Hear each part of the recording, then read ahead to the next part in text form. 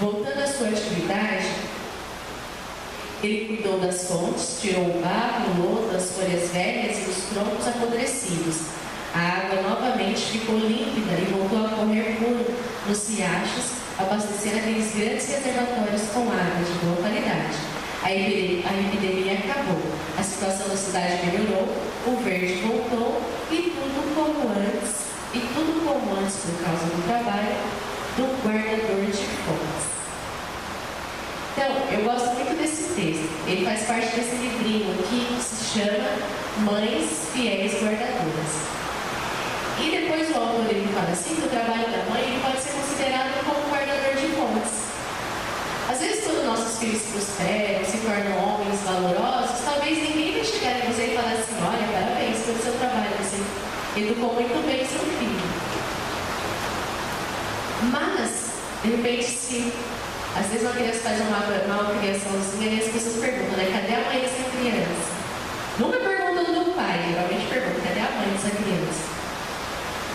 Então, essa comparação é mais ou menos assim. Talvez nunca ninguém dê valor ao ser mãe, mas o ser mãe é imprescindível. Deus separou essa missão tão importante para nós, mulheres, como guardador de fontes.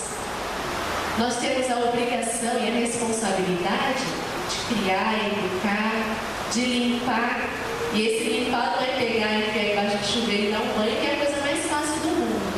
Esse limpar é o quê?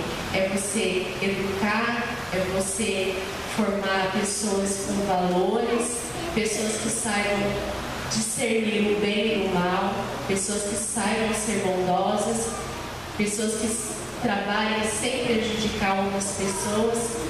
Então essa Jéssica, é a nossa missão, não só nossa, mas de todas as mães e futuras mamães também que estão presentes aqui.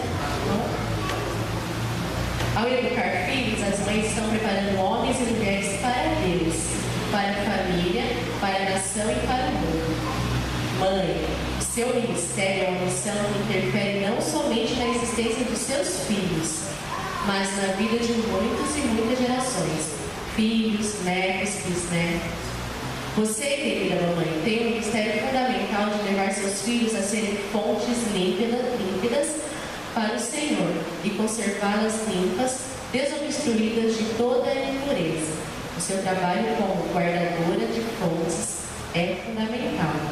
Então, Jéssica, nunca se esqueça disso. E veja-se como uma guardadora de fontes. Olhe para si e reconheça-se como uma pessoa muito especial, a quem Deus confiou esse trabalho tão importante. Não só a Jéssica, mas todas as mães também. Tá bom? Como é importante esse papel de mãe. E eu acho interessante, né? Hoje as pessoas reclamam muito assim, puxa vida, a nossa sociedade, olha só como está a sociedade. E tem uma poetisa que ela sempre fala assim, ó: a mão que embala o berço é a mão que rege o mundo. O nome dela é Zumira Braga. Por que será que a mão que embala o berço é que rege o mundo? Hoje a gente só reclama, né? Puxa vida, as pessoas estão tão violentas, as pessoas estão sem valores, as pessoas estão sem moral.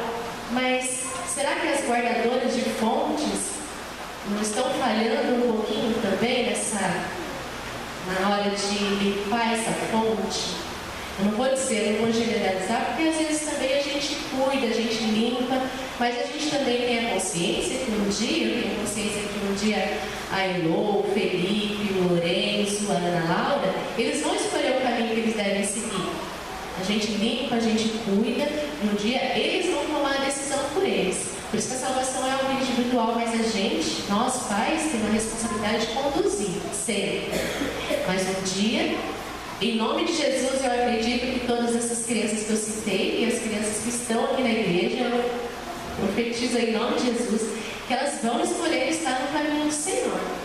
Né? Mas muitas, às vezes, acabam optando por outro caminho, e já não é culpa do guardador de fontes. Ele pode ter a consciência, se ele fez um bom trabalho, ele pode ficar com a consciência tranquila também. Né? A comunicação entre pais e filhos, isso serve para os dois também, Jéssica e Lucas, tá bom? Uma boa comunicação entre pais e filhos também contribui muito para uma família segura.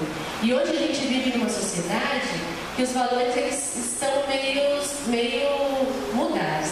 Então, às vezes a gente vê filhos autoritários e pais permissivos. Então, a gente tem a conduta de disciplinar o filho, ela tem que ser muito bem estruturada e muito bem equilibrada. Então, a gente nunca pode castigar demais o filho, porque às vezes a gente acaba sobrecarregando uma criança, eles são pequenininhos, e a gente acaba cobrando o tempo inteiro deles, e faz isso e faz aquilo. Às vezes a Elô chega da escola e eu já começa aquela bagunça, e eu, Elô, pega isso, Elô, pega aquilo. Aí eu paro um pouquinho e penso, falo, poxa vida, deixa ela chegar, deixa ela respirar um pouquinho.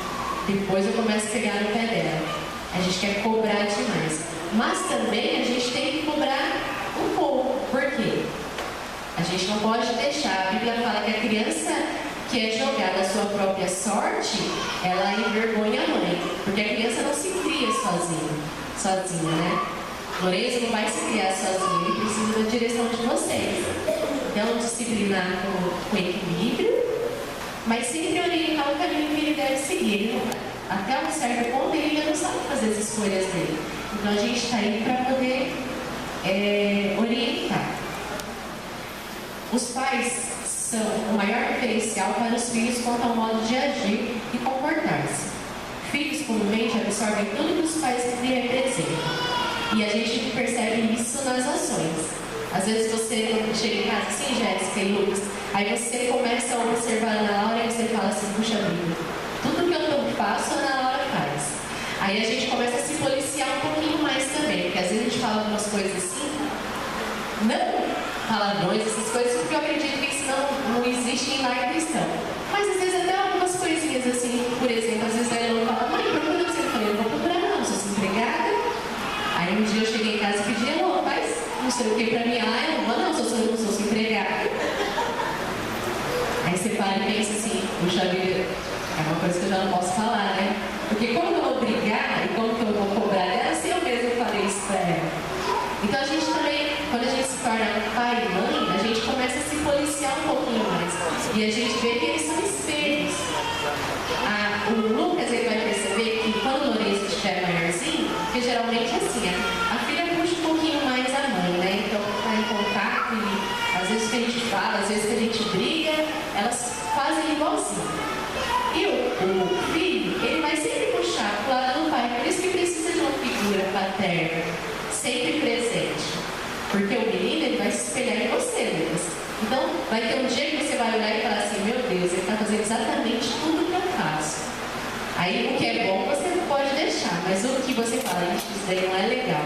Aí você tem que se policiar e a gente ir tirando as impurezas, né, da fonte, não esquecer da fonte. Filhos que são ouvidos pelos pais são mais seguros e menos vulneráveis aos perigos, assédios de pessoas mal intencionadas. Porque assim, a gente prepara os nossos filhos, a gente não pode deixar eles numa redominha de vidro, né? Igual eu falei do navio, um dia ele tem que sair do porto.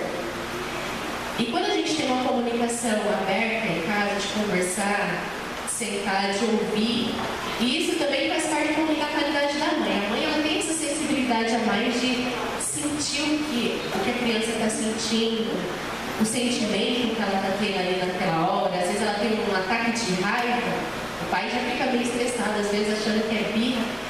E a gente às vezes percebe que aquele momento de estresse não é só birra, tem alguma coisa ali incomodando, né? Então a gente tem que ter essa sabedoria na comunicação. Às vezes chegar, sentar, perguntar, e aí, o que está acontecendo? Por que você está brava? Por que você está nervosa? E como eu estava falando da fonte do navio, a gente prepara um dia esse para navegar sozinhas. E quando a gente prepara bem o nosso lar, a gente tem a consciência de que o mundo, ele também educa. Nem sempre da forma que a gente gostaria que fosse educado, mas eles educam. E o mundo, ele está pronto para ouvir, ele está pronto para instruir da forma errada. Então, sempre que a gente, quanto mais a gente puder trabalhar a comunicação e trabalhar da forma correta, ensinando os preceitos bíblicos, quando eles estiverem lá fora, eles vão ter argumentos. Quando tiver uma situação um pouco complicada de escolher entre o bem e o mal, eles vão sempre lembrar, puxa vida, minha mãe sempre falou para eu me afastar dessas coisas. Porque a gente não pode falar assim, ó, você vai para a escola, mas você senta lá na sua mesa e não conversa com ninguém, não fala com ninguém, só com a professora, tá bom? E chega lá e ele vai ouvir amiguinho falando palavrão, ele vai ouvir amiguinho bater, xingando. E essa é a convivência, esse é um naviozinho saindo do porto. Mas a gente trabalhando, um dia eles vão saber, puxa vida, isso aí não é legal, o que você está fazendo não é legal, porque eles aprenderam em casa, tá bom? Por isso a Bíblia exorta aos pais a não provocarem a ira dos filhos e aos filhos serem sempre obedientes aos pais. A comunicação não tem nada a ver com autoritarismo, quando os pais impõem as coisas aos filhos mediante força, e nem com desrespeito, quando os filhos se dirigem aos pais de forma errada, ou falando de qualquer maneira, ou mesmo de forma agressiva. Às vezes a gente tem mania de achar assim, puxa, eu fui criada de um jeito meio rígido, eu não quero isso para o meu filho, eu quero que a educação seja diferente. Tem coisas que até a gente pode mudar, mas assim, o respeito a gente tem que trabalhar nas crianças. Amizade. Às vezes a gente fala assim, não, eu quero ser amiga da minha filha.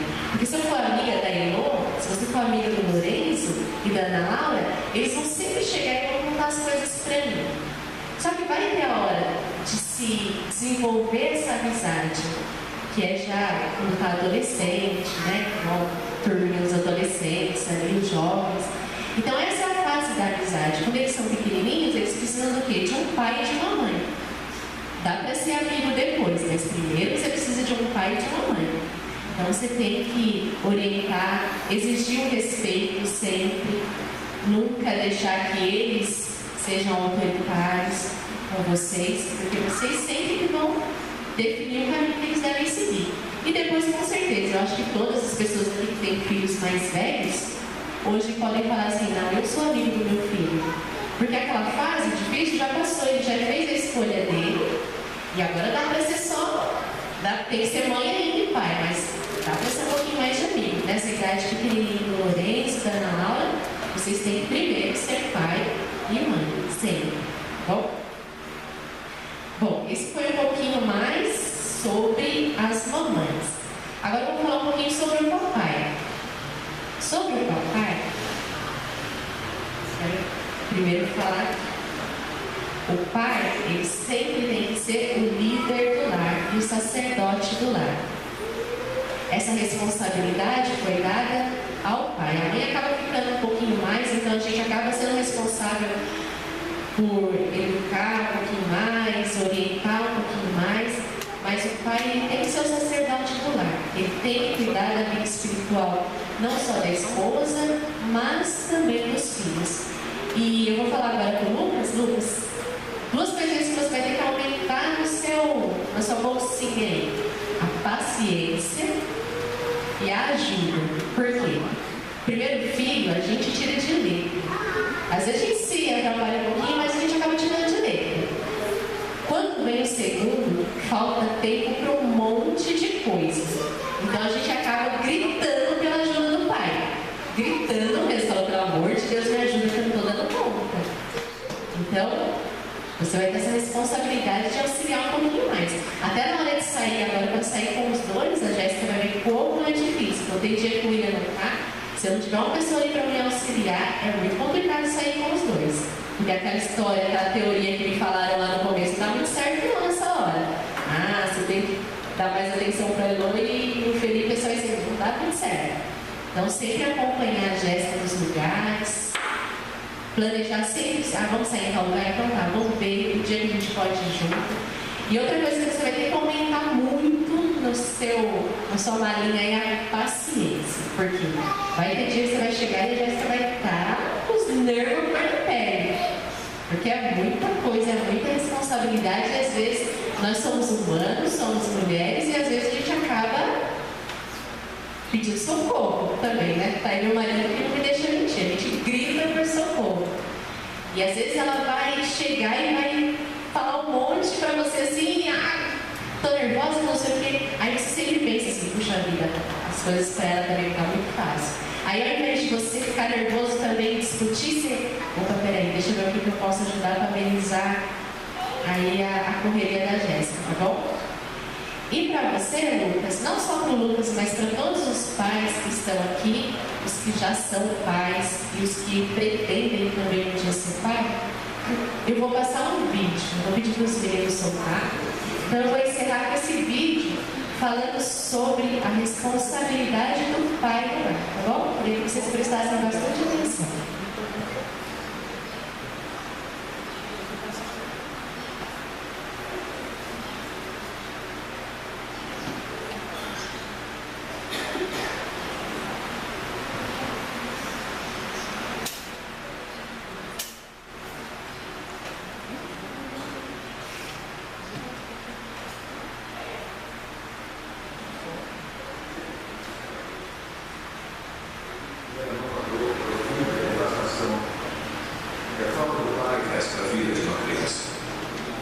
Nossas prisões estão cheias de homens e mulheres que viveram inconsequentemente após terem sido abandonados pelos pais, feridos pelos homens que mais deveriam amá-los.